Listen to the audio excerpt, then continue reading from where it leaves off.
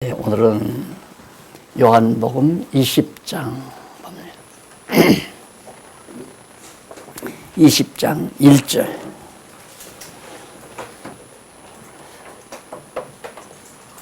안식 후 첫날 이른 아침 아직 어두울 때 막달라 마리아가 무덤에 와서 돌이 무덤에서 굴러간 것을 보고 시몬 베드로의 베드로와 예수의 사랑하시던 그 다른 제자에게 달려가 말하되 사람이 주를 무덤에서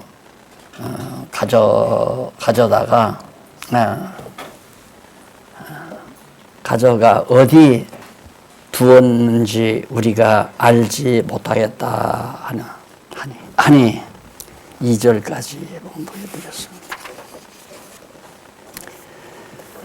지난 시간 아마 19장까지 제가 대충 했는데 잠시 19장 내용을 한번 대충 19장만 대충 정리를 하고 넘어오겠습니다. 23페이지 그러니까 7823페이지 보면 십자가에 못 박혀 운명했다 하는 내용이 핵심 주제입니다. 그래서 십자가에 못 박혀 죽는다는 말은 구약에서부터 우리가 근거를 잡아오죠. 특히 나무에 매달려 정말 죽으실 것을 모세가 광야에서 구리뱀을 장대에다 매달아 그걸 쳐다보는 자마다 저주받았던 자가 다시 나음을 얻고 삶을 얻는 놀라운 기적적 사건이 이스라엘 역사 광야에서 있었습니다.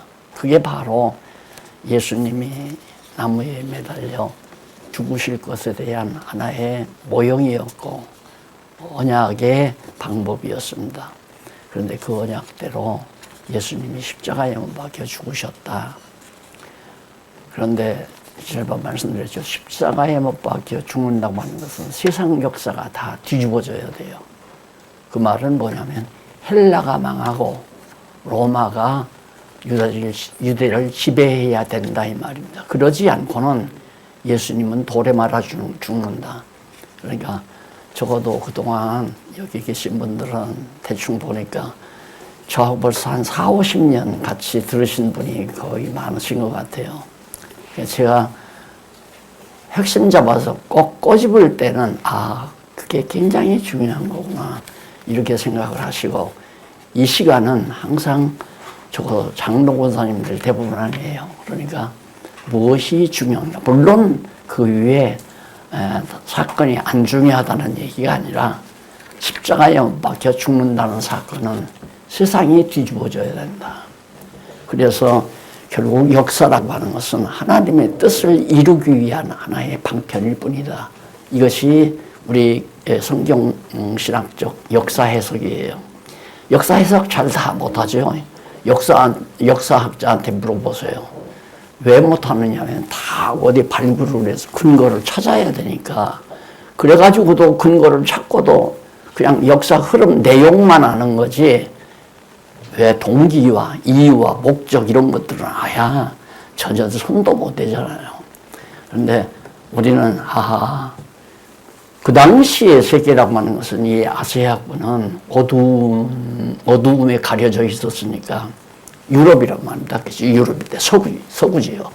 그리고 이제 그 중앙아시아를 비롯해서 이제 역사가 바벨론이라든가 아수르라든가 파사라든가 헬라라든가 제국들이 움직이는 그런 역사였는데 헬라 제국 시대에서 로마 제국 시대로 넘어간다고 하는 것은 세계 판도가 달라지는 거 아니에요.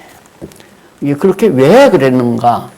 예수가 십자가에 못 박혀 죽기 위해서 이미 구약에 그러니까 도저히 있을 수 없는 일이 있도록 해야 믿을 거 아니에요. 저는 그런 것이 보이는 거예요. 성경을 보다 보면. 야, 역사란 별거 아니로구나. 결국 하나님의 정하신 뜻을 이루기 위해서 막 완전히 뒤집어 버리는구나.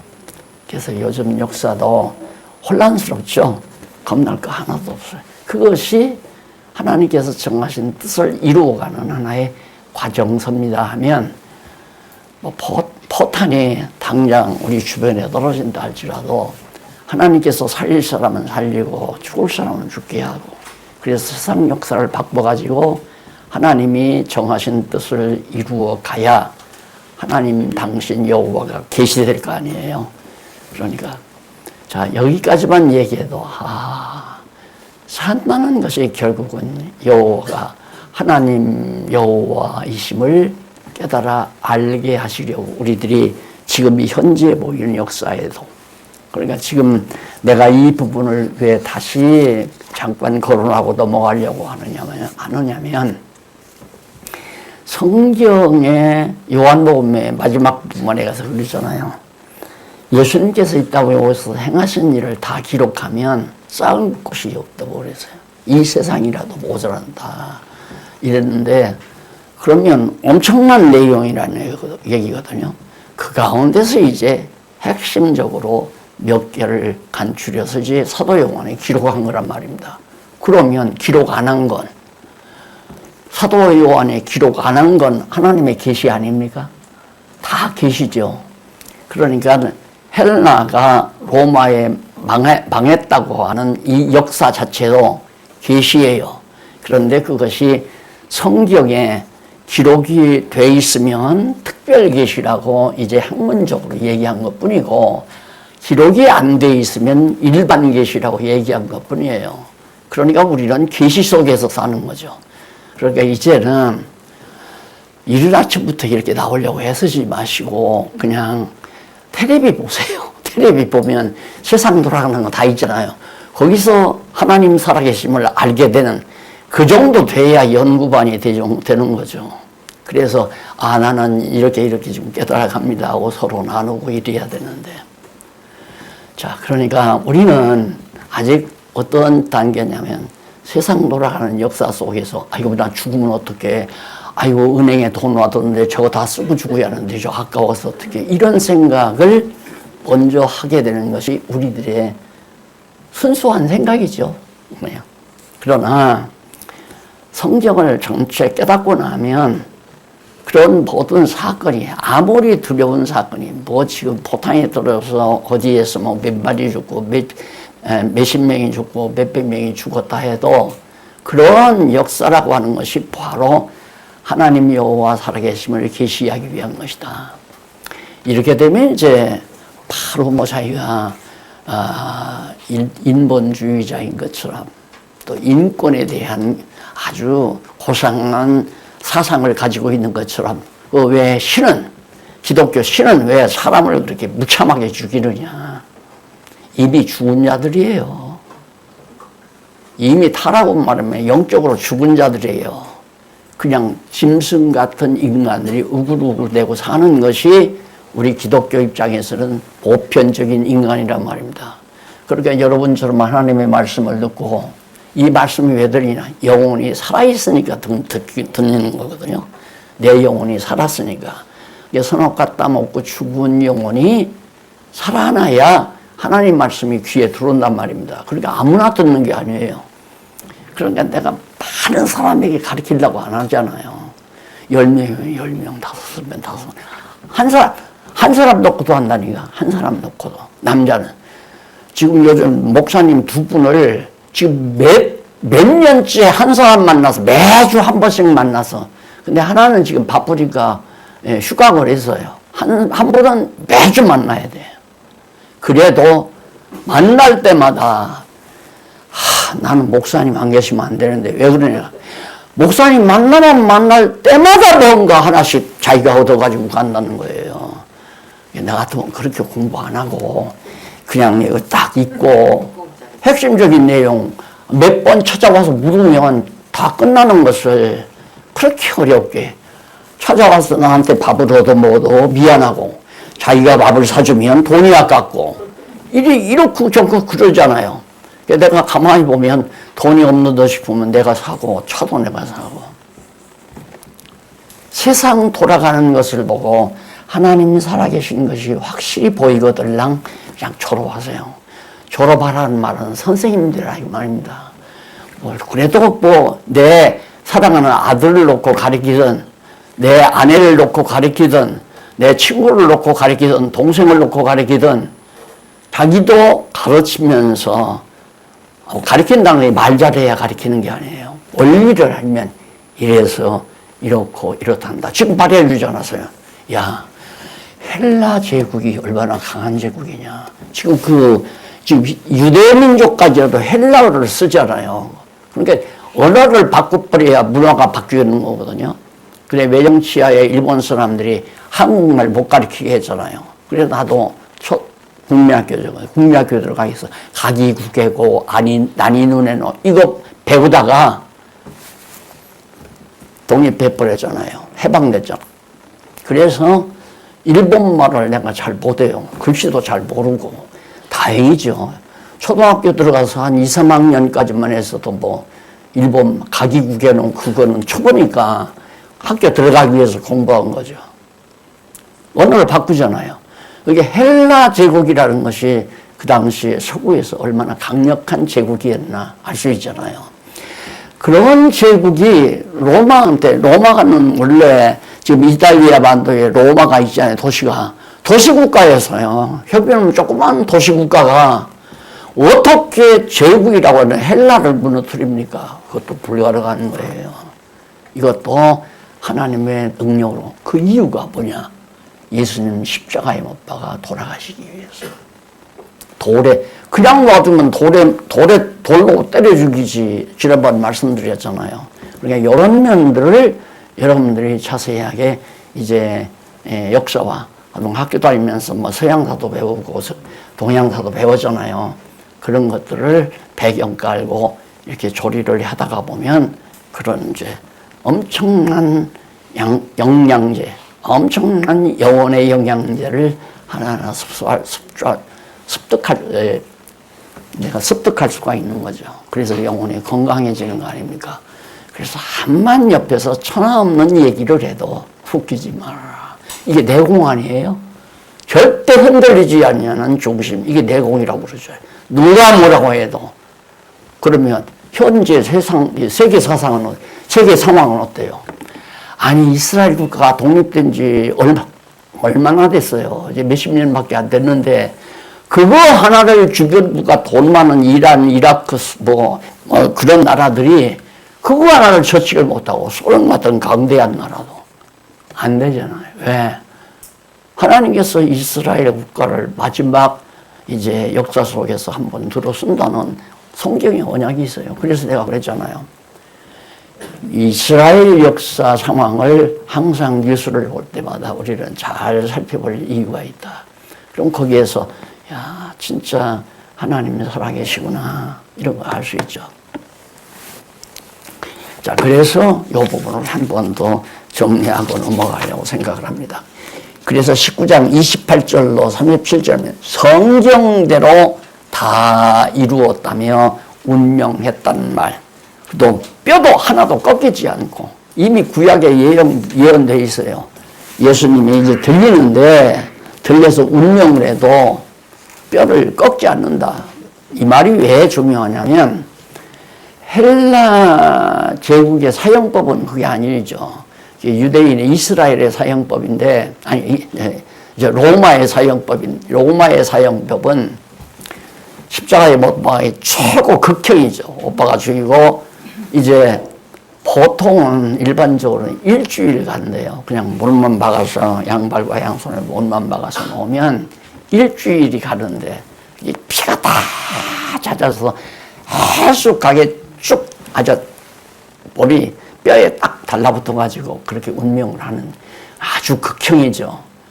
목을 매거나 총을 땅 쏘나거나 순간 착 하고 뚝 끊어져 버리잖아요. 그건 정말 아주 극형이 아니에요. 참 신사적인 죽음이죠. 바로 죽으니까. 그런데 로마 제국에 의해서 그렇게 매달아 놓고 일주일이 지나면 그것도 또 의심나서 확인을 하잖아요. 확인을 하는데 그때는 다리를 하나 뽑아서 꺾어봐요. 그러면 아야! 하면 이놈 살았구나 해서 더 놔두는 거고. 그래서 절대 팔을 꺾거나 다리를 꺾거나 이렇게 해서 확인을 하는데 확인할 필요가 없어요. 예수님은. 그냥 다리 안 꺾어진다. 다리 하나도 꺾이지 아니한다. 그 말은 있을 수가 없는 얘기예요. 그러니까 예수님이 운명한 것 같으니까 지나가는 파수병이 또 창을 가지고 와서 옆구리를 푹 찔러줘요. 그러니까 물 따로 피 따로 쭉 쏟아지니까 죽은 게 확인이 되는 거죠. 죽으면 물과 피가 갈라진답니다. 딱 이미 죽었다는 얘기죠. 그러니까 그런 모든 내용들도 너무너무 알면 안 믿을래야 안 믿을 수 없도록 성경에 기록되어 있다. 모르면 안 믿죠. 나도 안 믿죠, 모르면. 또 성경 몰랐으면 안 믿었을지 몰라요. 교회 안 나갔는데요. 아버지가 장로인데도. 아버지, 저 거짓말 같아요. 나는 못 가겠어요. 그러니까 아버지가 장로인데 장로 체면이 됩니까? 너무너무 아버지가 괴로워하시더라고요. 아버지, 나는 가서 저 목사 설교하는 소리 들으면 전부 거짓말. 자기는 하나도 하지 못하면서 남에게만 자꾸 뒤집어 씌우는 저런 말을 나는 들을 필요가 없다고 그래요. 없다고 생각해. 나 안 갈래요. 그럼 그대로 살았으면 내가 교회 안 다녔죠. 자, 아리마대 요셉 장례 치른 거 했죠. 그럼 오늘 공부하는 20장부터 부활과 승천입니다. 이것은 도저히 또 일반적인 보편적인 일반 사회에서는 일반 생활 속에서는 있을 수 없는 얘기죠. 어떻게 죽어서 다시 살아나요? 죽어서. 근데 여기서 부활과 재생은 달라요. 재생이란 나사로가 죽었죠? 나사로가 죽었는데 예수님이 나사로가 일어나라 하니까 일어났어요. 그건 이런 몸으로 다시 산 거예요. 이런 몸으로. 그러니까 그건 재생이라고 할 수 있어요. 근데 부활은 에덴 동산에서 선악과를 따먹고 죽은 그 영혼을 하나님께서, 예수님께서 다시 살리는 거예요. 하나님께서 그걸 성령의 능력을 통해서 다시 살려내는 거란 말입니다. 그러니까 그건 부활이란 말입니다. 이 부활과 재생은 전혀 다른데, 신학에서 여러분들은 지금 여기서 듣는 얘기가 신학교에서 다 전혀 없어요. 전혀. 제가 다음 기간에, 다음 주간에 이제 오이구스대학에 가서 성경신학을 소개하는데 우선 한 서너 시간 아마 할 것 같아요. 거의 첫 시간은 왜 성경신학이 꼭 있어야 하는가? 그 중요성이 어디에 있는가? 그것은 현대 지금 기독교 신학 자체가 난제가 너무너무 많아요. 난제가 너무너무 많아요. 그런데 그 난제를 하나하나 지적할 거예요. 여러분 율법과 지혜 그리고 은혜라는 책 있죠? 거기 보면 이것은 무엇이고 이것은 무엇이고. 그때 우리 박 목사님이 그걸 세봤다는데 나는 안 세봤어요. 나는 썼는데도 안 세봤는데 저 목사님은 저 목사님한테 한 번 걸리면 끝나요. 나도 걸리면 끝나요. 그걸 다 세봤던가 봐요. 그런데 굉장히 몇 개인지 지금 나 잊어버렸는데 굉장히 많더라고요. 그때 듣는데. 그걸 내가 한 번 다시 읽어보고 가서 낱낱이. 근데 그런 정도가 아니라 자, 성경관의 문제, 신관의 문제, 인간관의 문제, 인간론의 문제, 인죄론이죠. 그 다음 속죄론의 문제, 기독론의 문제, 그 다음 구원론의 문제, 그 다음 이제 종말론의 문제, 이런 문제, 그 각 교회 신앙마다 문제들이 전부 두 서너 개씩 큰 굵직한 문제들이. 근데 이런 건 아예 뭐 상상도 못 하는 거죠. 그러니까 이런 얘기 딱 질문하면 문자 못 하는 거예요. 예를 들면 예수님께서 지금 부활할 때 보면 안식 후 첫날, 그러니까 일요일이죠. 안식은 토요일이니까 안식 후 첫날 예수님이 부활했잖아요. 부활해가지고 이제 갈릴리로 바로 갔단 말입니다.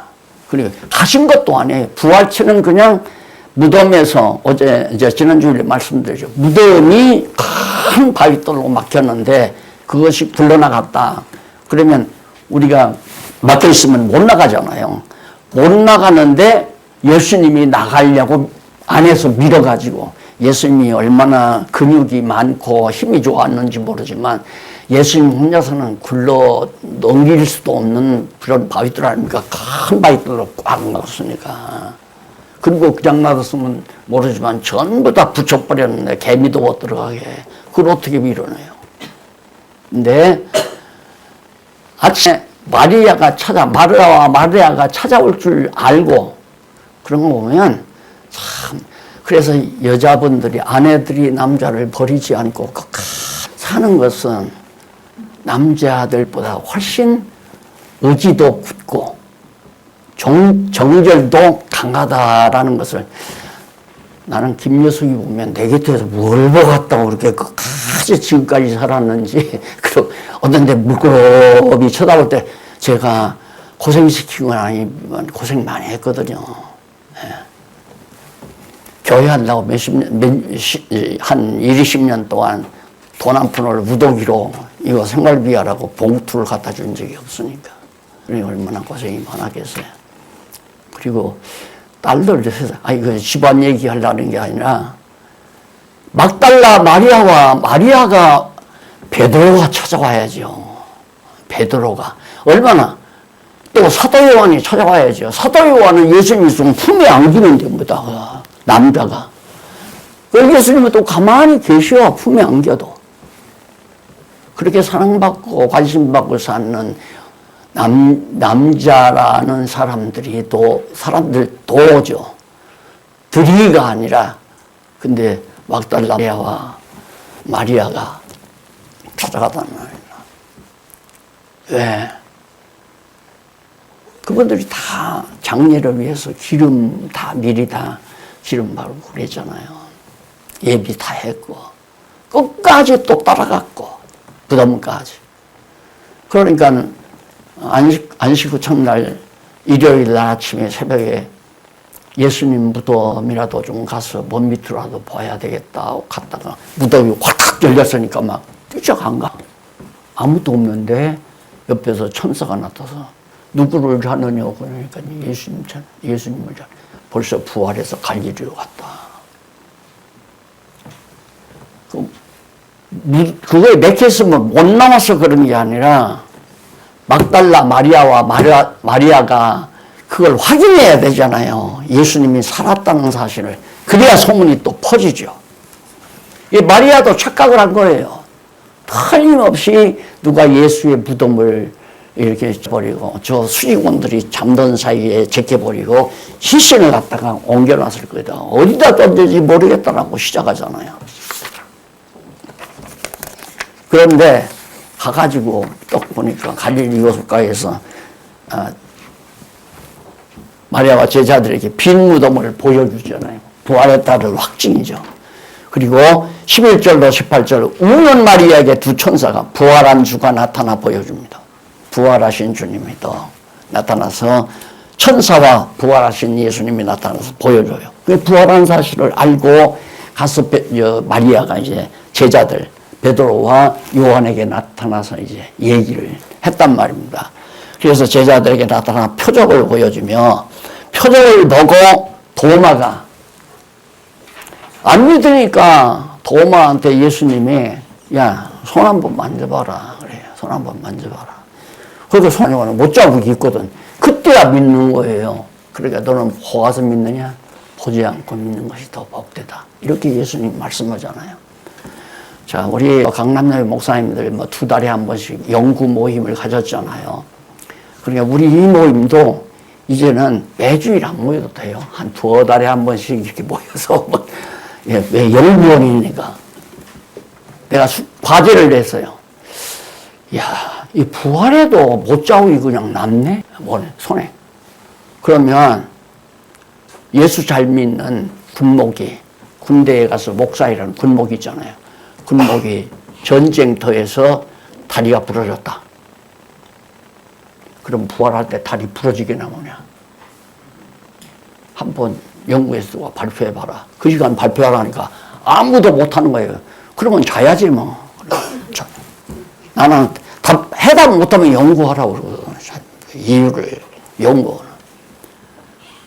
나오니까 막 머리가 터지도록 아프죠. 해답이 안 나니까 야, 근데 그냥 다리가 부러져? 그런데 그때 예수님은 뭐 옆구리 창자국도 있고 손에 못자국도 있다는데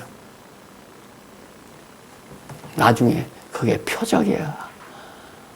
부활했다는 표적으로 보여준 거지.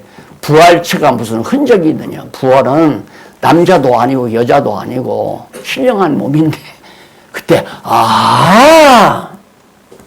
이게 그렇게 한마디씩 듣는 것이 확확 우리의 신앙을 그것뿐인가요? 예수님 갈릴리 바닷가에 가서 딱 보니까 베드로와 제자들이 배를 타고 옛날로 돌아가서 고기잡이를 해요. 고기가 잡힐 일 있어요? 밤새껏 잡아도 못 잡아. 그런데 부활하신 예수님이 새벽에 부활해서 무덤에 나와가지고 바로 갈릴리로 가서 바닷가에 서서 섰는데도 예수가 온 줄을 전혀 모르죠. 부활체로 가셨으니까. 모르니까 야 고기를 많이 잡았어. 그러니까 한 마리도 못 잡았나이다. 그물을 오른편에 던져보시오. 그러니까 던졌다 이 말이야. 터지도 잡히는 거야. 깜짝 놀라가지고 보니까 예수님이라. 그래서 고기를 가지고 나와서 거기서 고기를 구워서 아침 식사를 같이 했잖아요. 목사님들, 그 예수님이 그렇게 부활하신 예수님이 아침 식사를 했는데 변소를 가셨을까요? 안 가셨을까요? 그러면 부활해서 우리들도 갈 건데 천국에 가도 다 화장실이 있을까요? 없을까요? 머리가 터져나가는 거예요.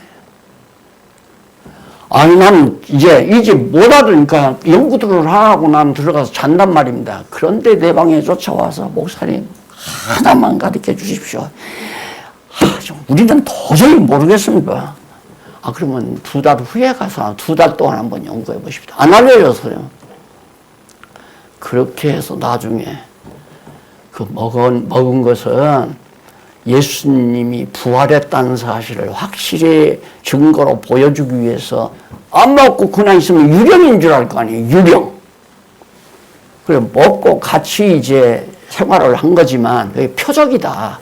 여기 이제 표적으로 나오잖아요. 여기 표적을 보여준다. 제자들에게. 부활했다는 표적으로 보여준단 말이에요. 그러니까 이 주제라는 것이 하나하나 나는 그런 배경을 전부 깊이 깔고 예수님이 그 물고기를 제자들하고 같이 그걸로 구워서 식사를 하고 지냈던 그걸 표적으로 보는 학자가 누가 있어요? 아무도 없어요. 주석 다 찾아보세요. 표적이라고 하죠. 표적이죠.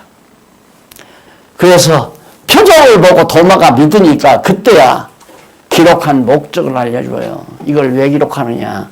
예수가 그리스도이심을 믿고 생명을 얻게 하려고 이걸 기록한 것이야. 근데 예수가 그리스도임을 믿으라는 말은 하나님이 여호와라는 여호와 계시를 위한 거라는 얘기 아니에요. 그리스도임을 믿기 위해서 예수가 그리스도라는 것을 믿어야 그리스도 보낼 것으로 언약하신 하나님이 여호와라는 사실을 믿을 수 있는 거죠. 그래서 이미 이게 요 부분 이해했다고 해서 이해되는 게 아니에요. 전 바탕에서 성경 전체 바탕에서 필요한 내용을 쭉 끌어와야 이렇게 믿기 위해서 기록한 목적이 성경 기록한 목적이. 그러니 나는 정말 이 땅 위에서 최고로 값지고 귀한 것 그건 값도 없어요. 여러분 500년 된 문서, 고문서 이런 거 가지면 몇억씩 나가잖아요. 어떤 건 몇십억 나가기도 하고. 그림도 그래요. 그림도 벌써 옛날 500년 전에 한지에다가 이렇게 그렸던 그런 것들이 만약에 그 부잣집 벽지에서 그런 것들이 나타났다. 그런 것들이 수십억씩 있는 거잖아요. 근데 성경은 값이 없어요. 세상 다 죽어도 바꿀 수도 없어요. 그걸 어떻게, 이건 내가 안다고 그러는 게 아니에요. 성경은 무값이에요. 무값. 값이 없어요. 비교될 것이 없으니까. 그 성경을 알아야 내 영혼이 살고, 내 영혼이 살아야 육신도 영혼이 사는 동안 그릇 노릇을 제대로 하죠. 그릇 없어져 버리면 그냥 낙원으로, 일단은 낙원으로 가요. 그러니까 세상 공부하기도 싫고 그냥 편안하게 살고 그러고 싶으면 빨리 가세요. 그게 제일 편해요. 뭐 지옥 갈 건 아니고 여기까지 공부했는데 지옥 가겠어요? 지옥 안 가요. 그러니까 공부하기 싫고 그냥 편안히 살려니까 여기 쓰시고 저기 쓰고 괴롭잖아요. 벗어버리고 가는 게 제일 좋아요. 가는 것도 내 마음대로 안 되죠. 성경은 왜? 목적이 이렇게 너무나도 방대한데. 예수가 그리스도라는 걸 성경 아니면 믿을 수가 없단 말입니다. 그런데 과거 교사들이 예수 믿으시오, 예수 믿어야 한다고 믿어져요? 성경을 가르쳐야 믿어지죠. 안 그래요? 맞아요. 성경을 가르치면 예수가 그리스도를 믿게 되니까 아, 하나님 여호와 살아계시구나. 영혼이 벌떡 생명력이 확 일어나죠. 그래서 우리 영혼이 튼튼하고 견고하게 성장해 가는 거 아닙니까? 그리고 나서 이제 표적을 보여주면서 분부하는 내용이 21장에 나와요. 21장에 나오는데 21장에 뭐 여기 나오네요. 제자도 많이 잡게 한 부활의 표적이에요. 그것도 밤새껏 하나도 못 잡은 사람들이 원래 야간, 여기 안 계시네. 낚시 좋아하시는 장로님이 계시는데 어둑어둑해야 물고기들이 잘 잡혀요. 낚시도 잘. 그 밤낚시 바다 갈 때 밤낚시 가잖아요. 근데 그걸 상식적으로 알고 밤에 계속 그물을 던졌는데 하나도 안 잡힌단 말입니다. 그 이른 아침에 새벽에 갔다가 그물을 던지니까 원래 새벽녘에는 고기들도 다 깊이 들어가잖아요. 햇빛이 딱 이렇게 고기로 바다 밑에 깊이로 들어가니까 잡을 수가 없는데 어떻게 그렇게 그물이 터지도록 잡히냐 말입니다. 그러니까 오래도록 어부노릇한 베드로나 제자들이 놀라는 거죠. 야, 이게 저분이 누구냐 하고 쳐다보냐 그때야 예수라. 그것도 역시 표적이에요. 부활의 표적. 내가 살아났다. 아니 무덤 속에 돌무덤 속에 있어야 될 양만 왜 저기 있어? 살아났다. 그걸 보여주는 거 아닙니까? 표적으로. 자, 이분 실제로 본 사람들은 참 복이지만 그래도 이것을 기록으로 남겨놨다는 것은 정말 이런 기록이 세상에 없으니까 다시는 없어. 하나밖에 없어요. 오직 유일무이한 기록이란 말입니다. 성경이라고 하는 건.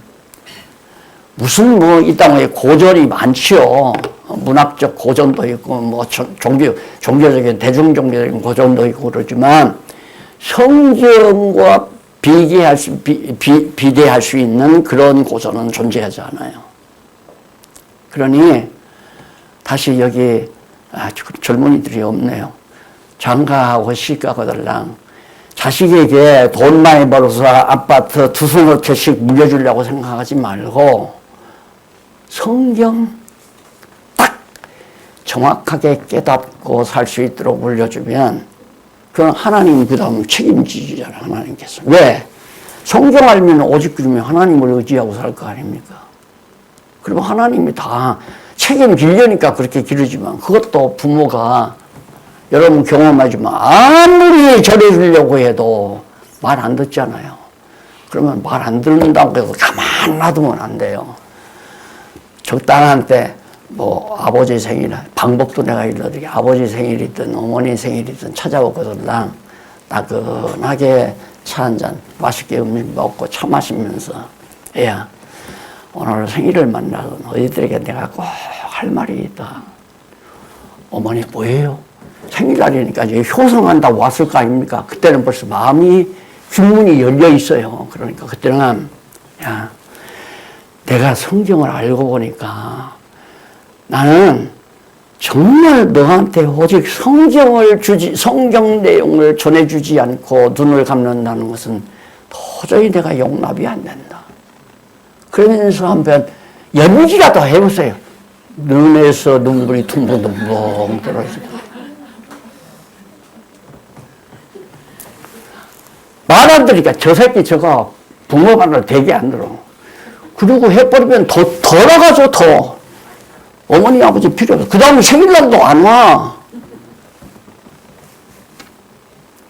난 이거 경험해서 하는 얘기예요. 내 친구 하나가 깡패였어요.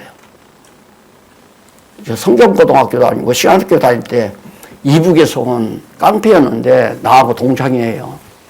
근데 거기서 학교에서 계속 학교 들어갔어도 깡패는 하지 공부를 안 해요. 그러니 어머니는 얼마나 괴로웠겠어요. 그래, 이 녀석이 이제 밤늦게 도시에 가서 깡패 노릇하고 그냥 술도 먹고 난리를 치다가 밤늦게 와서 잠이 들었어요. 한참 자기가 고백을 하더라고요. 한참 잠을 푹 자고 있는데 뭐가 이렇게 퉁벙퉁벙 얼굴에 떨어지더래요. 그래서 슬며시 하니까 엄마가 다 수이고 펑펑 우시더라는 거야. 그냥 소리 없이.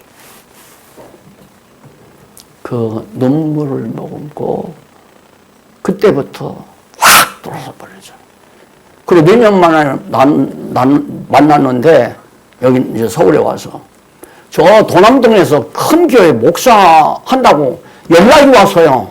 소식 들었다고. 그러면서 목사님, 박 목사님, 왜 성경 잘 가르치잖아. 그러면서 자기네 교회 와서 헌신 예배 한번 인도해 달래요.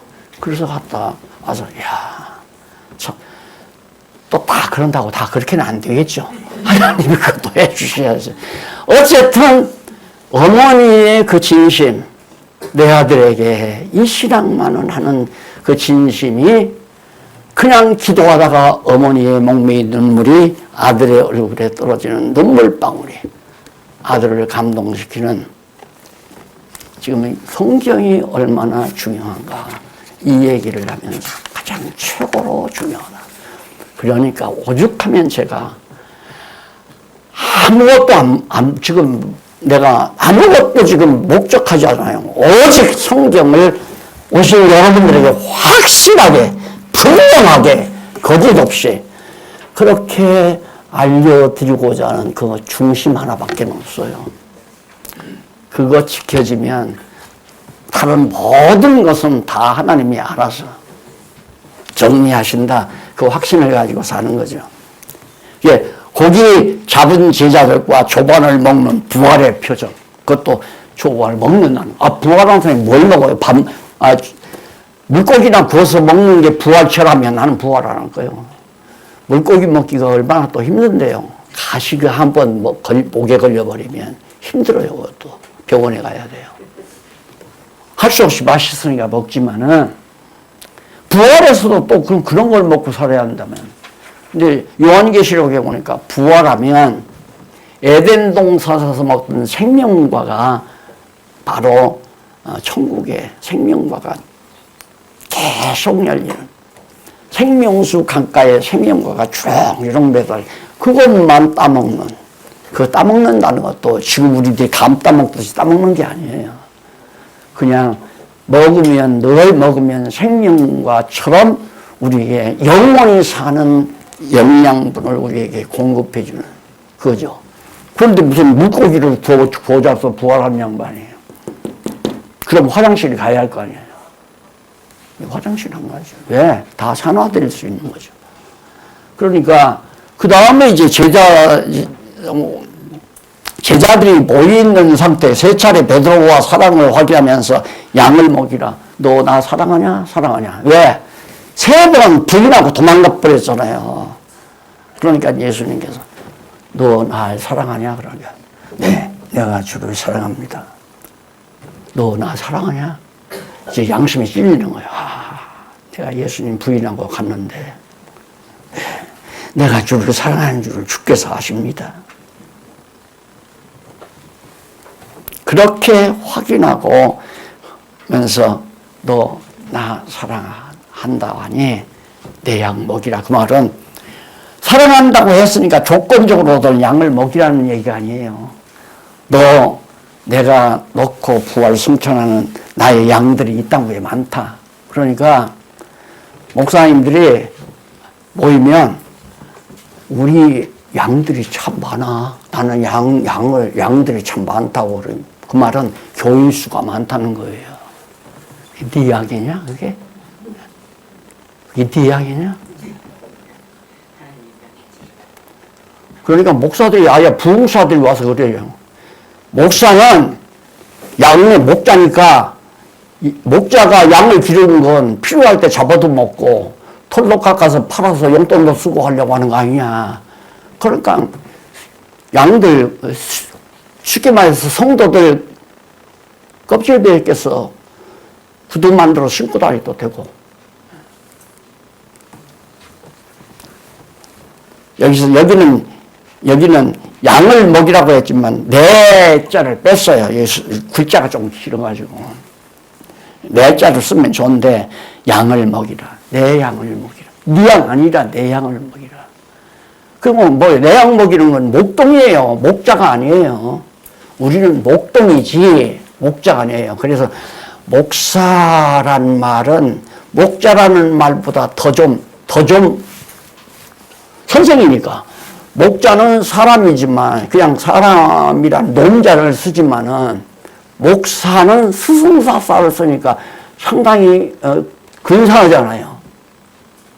그래서 목사라는 말보다는 그냥 목동이라는 말이 참 좋기는 좋은데 그런 얘기하면 우리 성도들이 그렇게 알고 그냥 목사라고 해도 박용기 오늘 보니까 주보에 보니까 그전에는 원로라고는 늙은이란 말이거든. 늙은이라고만 쓰니까 좋더구만. 오늘 주보에 보니까 다시 썼는지 어쩌는 내가 못 봤는지 모르지만 원로 목사 그러더라고요. 그러니까 할아버지 쫑한 근엄한 분이다. 이제 이런 얘기죠. 그게 목사가 아니에요. 엄밀히 말하면 그냥 목동이지. 그래, 내 양, 예수님의 양을 먹이는 목동일 뿐이지. 목동은 풀 뜯어다가 먹이는 거 아니에요. 좋은 풀밭 찾아서 데리고 가서 뜯어먹게 하고. 양들이 목마르면 시내가 데리고 가서 물 마시게 하고. 그게 목동이 하는 일이지. 목동이 양 데리고 나가서 전부 100마리 데리고 나서 50마리 이웃집에다가 팔아먹고 30마리 팔아먹고 그리고 두서너 마리 잡아가지고 구워서 이웃 목동들하고 나눠 먹고 들으면 그건 당장 누구한테 주인한테 쫓겨나 버리죠. 이 돈만. 너 벌금 다 내고 너 월급 받는 거 너 다 차압하고. 맞잖아요. 제 말이. 그러니까 얼마나 목사님들이 착각하고 사는지 모르죠. 그러니까 아까도 말씀드렸지만 목사님이 지금 매주 저를 이렇게 만나서 이제 다음 주일날 설교할 것을 나한테 이제 검사받는 거예요. 목사님 이렇게 하면 되잖아요. 그런 것도 있다가 거기서 내가 하나 집어서 얘기하면 깜짝 놀라고. 그러니까 목사님들 다 그래요. 모르니까 그러죠. 근데 목사님 잘 많이 가르치세요. 친구 목사한테도 가르치고. 그 다음에 이제 마지막으로 18절로 25절에 보면 베드로의 죽음의 모습을 예언하며 주를 따르라고 분부합니다. 예수님이 갑자기 베드로한테 너는 양팔을 벌린다. 죽을 때가 되면 양팔을 벌린다. 그러니까 예수님처럼 십자가에 거꾸로 십자가에 못 박혀 죽는다고 말이에요. 그러니까 얼마나 듣기는 거북해요. 거북하고 듣기는 기분 나쁘고. 그러니까 베드로가 있다가 예수님, 선생님이요. 저 사람은 어떻게 됩니까? 그게 제일 어린 요한을 말하네. 항상 품에 이렇게 예수님 품에 있으니까 그것도 질투를 했던가 보지. 예수님도 뭐로 품에 안아줘요. 옆에 사람 다 질투나게. 그때 그 양반이 안아주니까 어떻게 해요? 내가 지금 왜 그렇게 안아줘요? 남들 다 보는 데서. 남들 다 보는 데서 팔짱 끼려고 하면 안 된단 말이야. 질투, 이게 사단이 들어오는 통로예요. 여러분의 마음 가운데 시기, 질투, 욕심, 미움, 증오 이런 것들이 사단이 들어오는 대문 열어주는 거예요. 대문. 다 그리스도 안에서 한 형제 자매라고 생각합니다. 그래서 결국 죽음의 모습을 예언하니까 죄는 어떻게 됩니까? 요한은 어떻게 됩니까? 부르니까 요한이야 남이야 어찌되든 남이야 나가 다시 올 때까지 살려두든 그것이 너와 무슨 상관이냐? 내 일이나 해라. 너 이런 네가 감당해라. 문제는 우리가 이렇게 교회 생활에서 가장 중요한 게 남의 일을 간섭하는 거예요. 우리는 은사교회, 양육교회 있잖아요. 그러니까 양육교회도 원로 장로님 있고 원로 권사님 있고 이제 실무 권사, 실무 장로님 이렇게 있을 거 아닙니까? 양육교회에. 은사교회도 마찬가지죠. 원로 장로님, 원로 권사님, 아니면 실무 장로님, 실무 장로님, 실무 권사님 이런 분들이 있어서 다 하니까 그 교회가 어떻게 되든 옆에서 간섭하면 안 된단 말입니다. 간섭하면 기분 나빠가지고 말을 자주 안 하는 분은 그냥 슬며시 빠져버리고 안 해버려요. 또 이것 좀 해 하고 옆에서 그러면 네가 뭔데 나한테 하라고 그래. 속으로. 교양이 있으면 아무 말도 안 하죠. 잘난 척하는 거. 속으로만 잘난 척하는구나. 그래서 그 다음 상례를 안 하려고 노력하죠. 그래서 이 체제개혁에 우리 목사님께서 적시에 지금 체제개혁 강의를 하신다고 그러는데 체제개혁에 중요한 것은 남의 일 간섭하지 말고 자기가 내 맡은 은사 따라 일을 하는데 좀 여력이 있어. 여력이 있으면 그걸 돕는 거. 나도 협력하겠다 하고 좀 도와주는 건 모르지만 거기 이미 원로와 실무가 다 자리 잡고 다 알아서 뭐 망치든 흠하든 그분들의 책임이란 말입니다.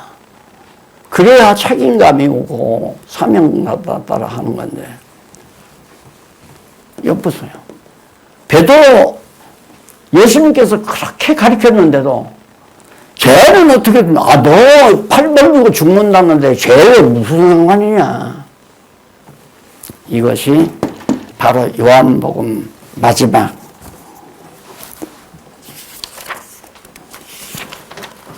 21장 18절로 25절까지의 내용입니다.